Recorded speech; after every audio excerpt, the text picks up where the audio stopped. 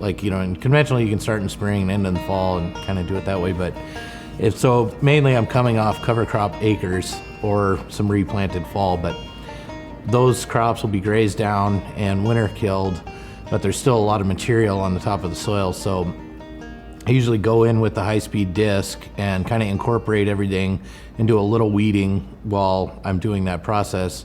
And then I'll kind of go through every acre.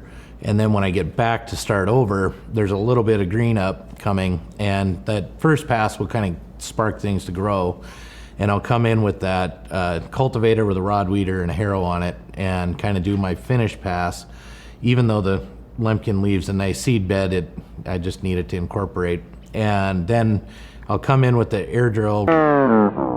Hey y'all, so I was just texting with John Wicks, and he let me know that he upgraded his tractor and drill, so now he's got a disc drill. So I'll share this image with you, but I want you to know, and John wants you to know, that the images you're about to see are his old planting setup. He's got a new fancy setup that his wife says is his bougie setup. So there you go.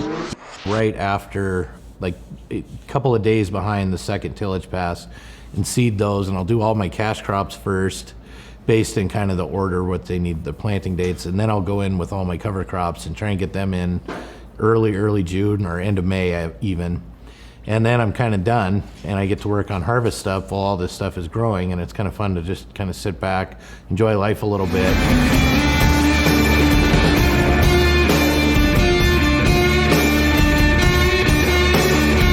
And watch things that you've planted grow. Prep for harvest in July, and then start harvest usually August, and kind of go through and kind of cut all the crops, and then immediately try and get back out there and plant a fall cover or a fall cash crop to kind of keep something growing. To try and alleviate as much tillage as possible, I'll kind of take that and say, well, I might be able to get away with a high-speed disc pass or maybe just the cultivator pass, and try and limit it to one tillage operation in the fall. When we get a weed flush in the spring, we don't want to be into that field until it starts to get a nice green hue to it. And then we'll hit it with our field cultivator, which does a very good job of killing those weeds as long as they don't get too big. Generally, we're blessed with good rain in southwest Minnesota, so we can get in and get it. It'll get rained on again, and so we don't really have to worry about drying things out too much. If it's a dry year, that's a little bit of a concern that we can dry our land out, but we kind of feel like that's something that we just need to deal with, because we need to do good weed control. Hitting it early hitting it with the field cultivator is our best weed control. We'll field cultivate at least 2, if not 3 times before we plant. And then we want to plant right immediately after a field cultivate. So we don't want to let that sit for any time, because we want our seed to get growing as quick as possible and not let weeds get ahead of us. I hate to say I'm just reacting to what's presented, because I do have a plan going in, but usually that's what it ends up.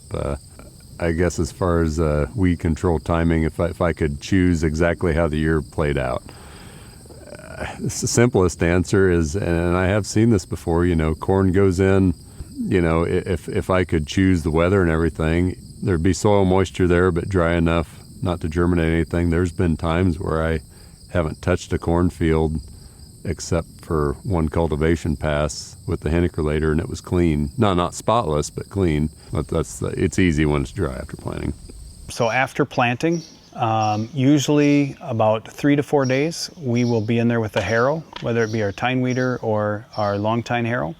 The strategy there is, if that seed is just sprouting, but that shoot hasn't come up yet, that's a perfect time, because if we disrupt it a tiny bit, it's not going to break the shoot. If that shoot's starting to come up, we're not going to get in there with the harrow, because we could break off that shoot. They're very susceptible then, very kind of brittle. So we want to be in there before that shoot's coming up, loosen up that soil to help disturb any new weeds that might be germinating. The next generally is going to be a rotary hoe. So once the crop is up, like corn and beans, once they're out of the ground, start to get to that flexible stage where they've taken root, we'll go with a rotary hoe, a really fast rotary hoe through there to once again throw some dirt, just keep that soil loose. Then next likely we'll come back with, if we have weeds, we may burn. Otherwise it'd come back with the cultivate. and then we'll cultivate as much as we can until we run out of time. Usually we try to have the last tillage pass be basically the day of planting or the day before. If it's 2 or 3 days before, we might tine weed like the day of planting or the day after planting. Usually 3 or 4 days after the last soil disturbance. Then in corn, you can tine weed in very small corn, but you get to a point where you start snapping off corn. And there's kind of a window where the corn might be too tall for the tine weeder, but you could still get a rotary hoe through it. You can row crop cultivate corn when it's quite small, but depending on what weeds you have and how confident you are in the row crop cultivator dealing with the in-row weeds, even though you could get a row crop cultivator through it, like a rotary hoe might be a better, more effective tool. In beans, interestingly, you can tine weed really late. You can tine weed in beans that are a foot tall. It's pretty cool. It just kind of like weaves through. You can't really do them when they're like just hooking out of the ground. You need kind of the first true leaves, in my experience, and then they get pretty durable again. And so we've tried it. There's other farmers I know that used the tine weeders, the same type we have, that typically will like tine weed, blind cultivate. You can do a row crop cultivation pass and then actually tine weed again after that, which then sort of throws that dirt back out of the row and levels the field again. And then it makes that second cultivation pass more effective. You move more soil because the tine weeder is kind of loosening it. So just because you've done a row crop cultivation pass doesn't mean you can't go back and blind cultivate one more time.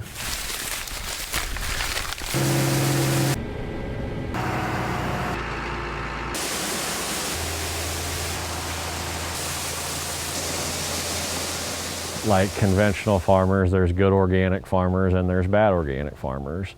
And weed control is something that evolves over time, and the longer that you are organic, you will see your weed cycles will change over time, and probably it kind of goes in waves. When the first few years after you've transitioned from conventional to organic, it'll be fairly easy because your weed seed bank is not accumulated yet. Then it kind of seems to spike, where after you have a few weeds that escapes every year, they kind of multiply and kind of will maybe get out of control for a few years.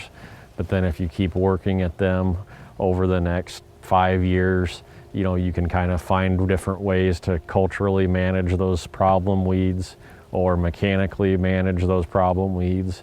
And then as you get a little bit, as you personally get a little bit better at different weed control methods, whether better at cultivating or setting your cultivator or know when to use different weed control techniques, you can kind of get that weed profile to go back down and stabilize out.